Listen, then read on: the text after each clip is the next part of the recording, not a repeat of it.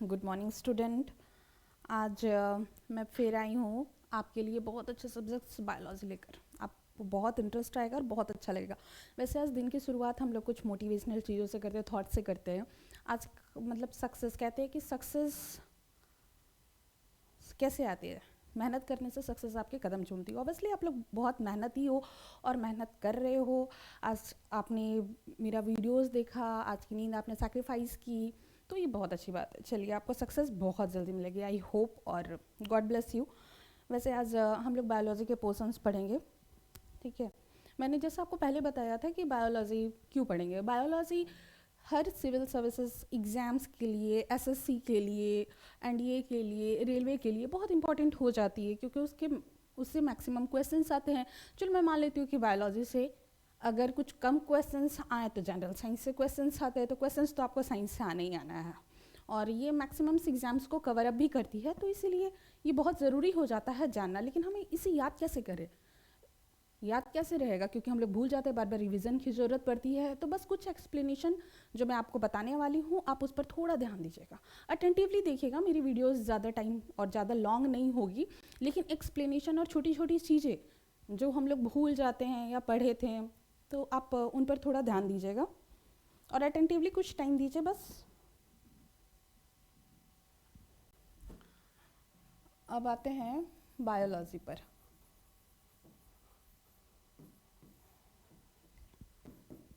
Intro. Biology क्या है? Biology है study of life. Study of life, हाँ, बायोलॉजी दो वर्ड से मिलकर बना है। एक बायोज, बायोज दैट मीन्स लाइफ, और study, sorry, लोगस, लोगस, लोगस that means discourse, जिसे हम लोग स्टडी भी कहते हैं। ओके। बायोलॉजी को दो पार्ट्स में डिवाइड किया गया है। किस किस पार्ट में डिवाइड किया गया है आप सबको पता होगा, बॉटनी और जूलॉजी। अब इसका मतलब क्या होता है? हम लोग कुछ भी पढ़ने से पहले पहले उसका हम लोग मतलब जान लेंगे, क्योंकि जब हम लोग मतलब ही नहीं जानते तो पढ़ने का क्या फ़ायदा। तो उसका डेफिनेशन जानना बहुत ज़रूरी हो जाता है हमारे लिए, ताकि हम लोग उससे भूले नहीं। अब बॉटनी, बॉटनी बोटैन से बना है। बोटैन का मतलब होता है हर्ब्स।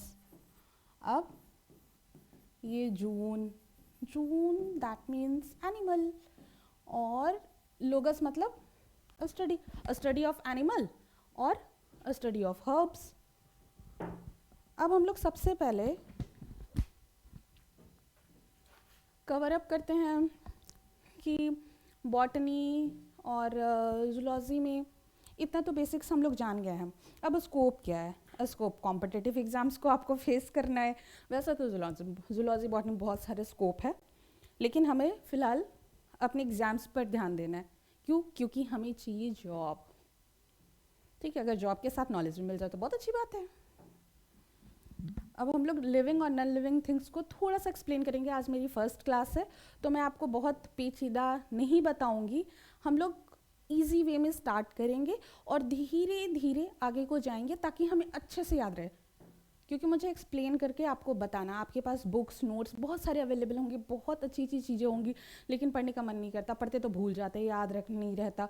तो मैं आपको वो चीज़ समझा रही हूँ और आप याद रख सकोगे, जिससे आप भूलोगे नहीं और किसी भी तरह के कोई भी लॉजिकली आंसर्स दे सकते हो। आपको इंटरेस्ट आएगा उसमें, इंटरेस्ट आएगा तो ऑब्वियसली भूलोगे नहीं आप।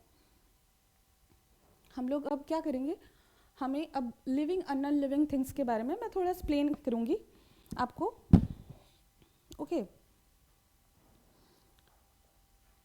लिविंग और नॉन लिविंग थिंग्स। सबसे पहले जो कैरेक्टर्स है लिविंग और नॉन लिविंग थिंग्स में, वो क्या है? लिविंग एंड नॉन लिविंग, जिसको हम लोग सजीव और निर्जीव भी बोलते हैं हिंदी में। मुझे पता है कि आप सजीव और निर्जीव सॉरी, सजीव और निर्जीव। हिंदी में थोड़े स्पेलिंग में भी मिस्टेक्स हो सकती है, आप वो ध्यान दे देना, ठीक है। आपको मुझसे मे बी ज़्यादा पता होगा। सजीव निर्जीव, अब इसके कुछ कैरेक्टर्स होते हैं, जैसे हम बचपन में हम लोग पढ़ा करते थे कि सजीव किस चीज़ को कहें, निर्जीव किस चीज़ को कहें। तो जिसमें जान होती है वो सजीव है, जिनमें जान नहीं वो निर्जीव है। लेकिन इसके कुछ कैरेक्टर्स भी होते हैं। तो सबसे पहला कैरेक्टर्स हम शेप एंड साइज देखते हैं। सबसे पहला कैरेक्टर क्या है? Shape and size. ये हमारा सबसे पहला कैरेक्टर है। अब कहेंगे शेप एंड साइज को हिंदी में क्या बोलते हैं? इसका हिंदी होता है आकृति एवं आकार।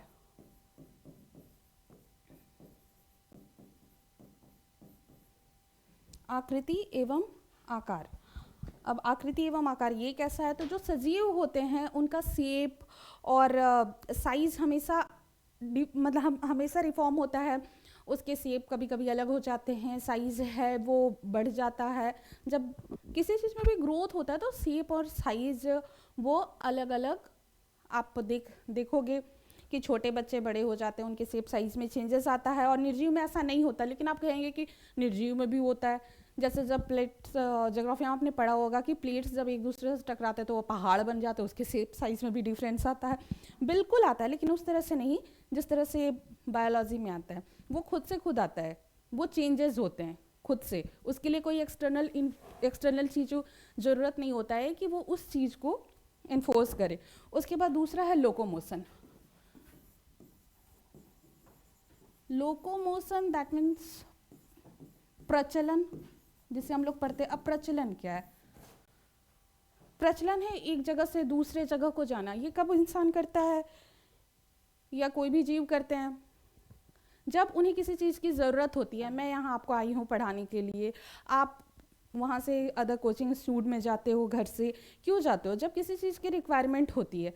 जैसे किसी भी जीव को अगर फूड की रिक्वायरमेंट हुई तो एक जगह से दूसरे जगह जाते हैं, ठीक है। जैसे माइग्रेशन, इमिग्रेशन होता है तो क्यों होता है? तो उन्हें जब किसी चीज़ की रिक्वायरमेंट होती है तो वो एक जगह से दूसरी जगह जाते हैं। ये कैरेक्टर भी निर्जीव में नहीं देखा जाता, सजीव में देखा जाता है। अब आता है इरिटेबिलिटी, उत्तेजनशीलता। उत्तेजनशीलता कब होता है? आपको पता ही होगा, नहीं पता है तो मैं आपको बताती हूँ। इरिटेबिलिटी, उत्तेजनशीलता।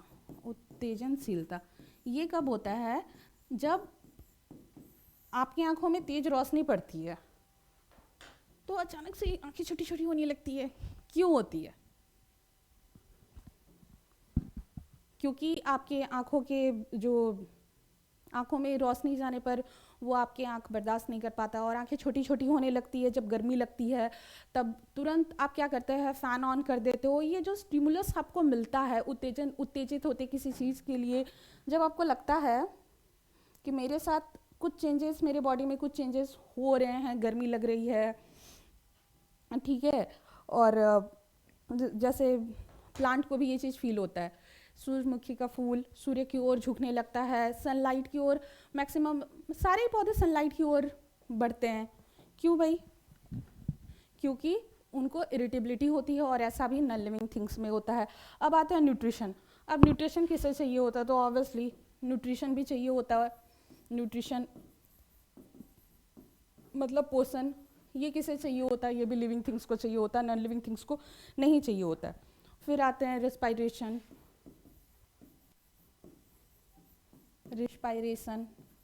रिस्पायरेशन दैट मीन्स श्वसन। अब क्या है? श्वसन कौन करेगा? जो श्वसन करेगा वो सजीव है, जो श्वसन नहीं करेगा वो क्या है? वो निर्जीव है। अब श्वसन दो तरह के होते हैं। आप बोलेंगे श्वसन दो तरह के होते हैं, ये कैसी बात हुई? श्वसन दो तरह के होते हैं? हाँ बिल्कुल होते हैं। कौन कौन से आपने सुना होगा? एक निश्वसन होता है और एक निःश्वसन होता है। एक इंस्पिरेशन होता है, इंस्पिरेशन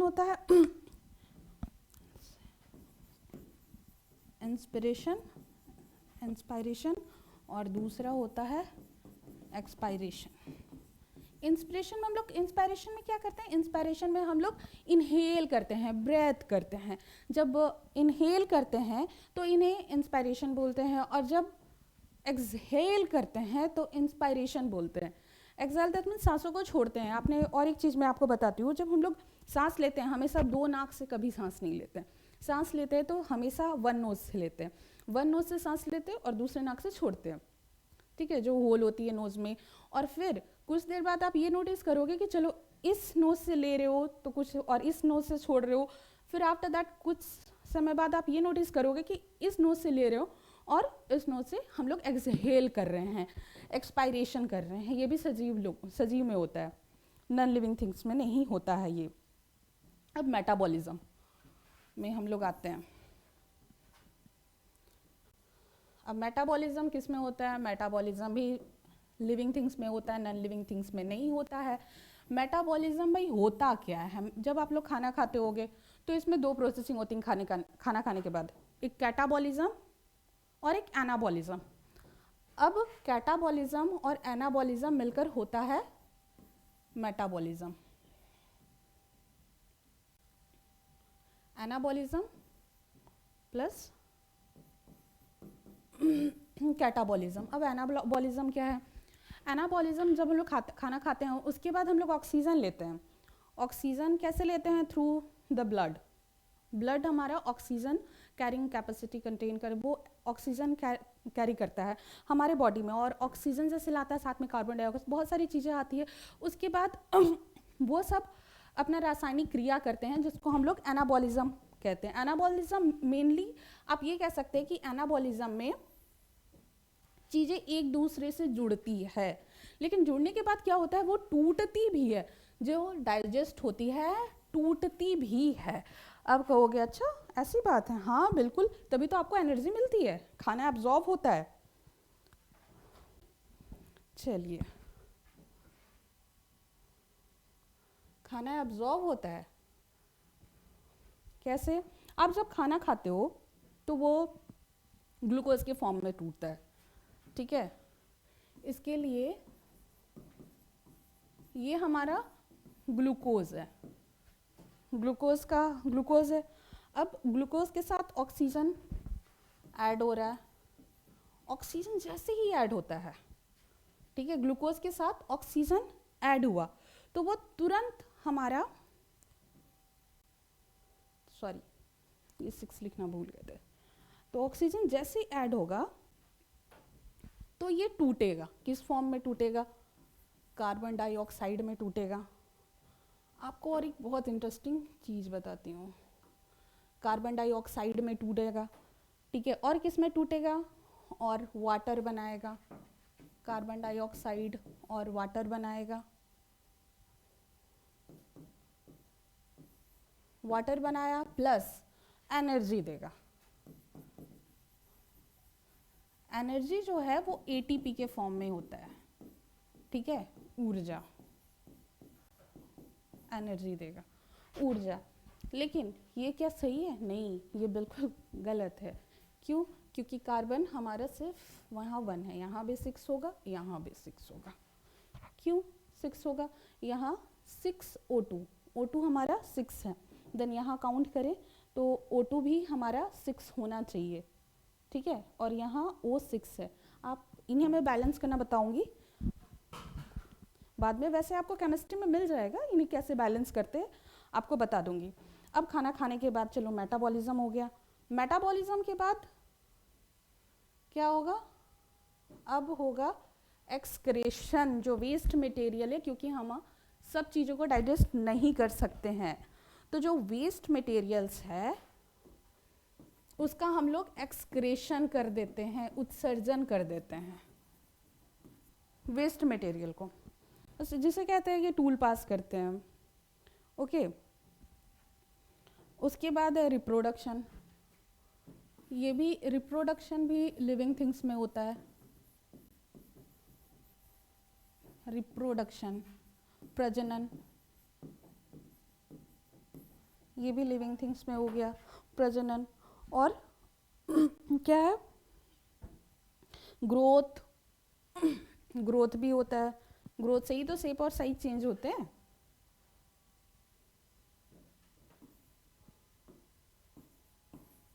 ग्रोथ होता है,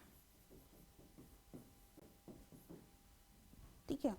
तो मेनली इस तरह के इतने सारे कैरेक्टर्स होते हैं मेनली जो आपको याद रखने हैं। इनसे ज़्यादा मैं आपको अब कल के क्लासेस में बताऊंगी, लेकिन क्लास ख़त्म होने से पहले मैं आपको कुछ कल के लिए बता देती हूँ। कल हम लोग सेल को कवर करेंगे, ठीक है, क्योंकि इतनी बेसिक्स और बेसिक्स लेवल के मैं बता रही हूँ, साथ में सेल कवर करेंगे, वो हमें बहुत सारी आइडियाज़ देगा और बहुत सारी बातें भी बताएगा, ठीक है। लेकिन इसके अलावा और एक चीज़ है, मैं आपको बता देती हूँ कि किसी किसी एग्ज़ाम्स में, मैं ये नहीं कहती कि सारे एग्ज़ाम्स में, लेकिन कभी कभी एग्ज़ाम्स में आपको जूलॉजिकल नेम भी पूछ लिया जाता है, तो साथ में हम लोग जूलॉजिकल नेम भी याद करेंगे, ठीक है, एक साथ बहुत ज़्यादा नहीं, लेकिन थोड़े थोड़े। तो हम लोग कहाँ से स्टार्ट करें? जूलॉजिकल नेम, या फिर रहने देते हैं? नहीं, कर ही लेते हैं। चलिए,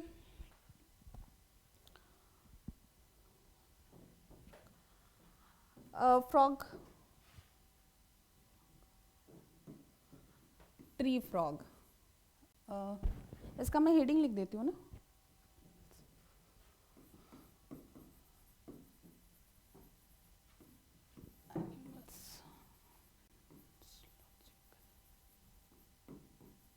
एनिमल्स और जूलॉजिकल नेम।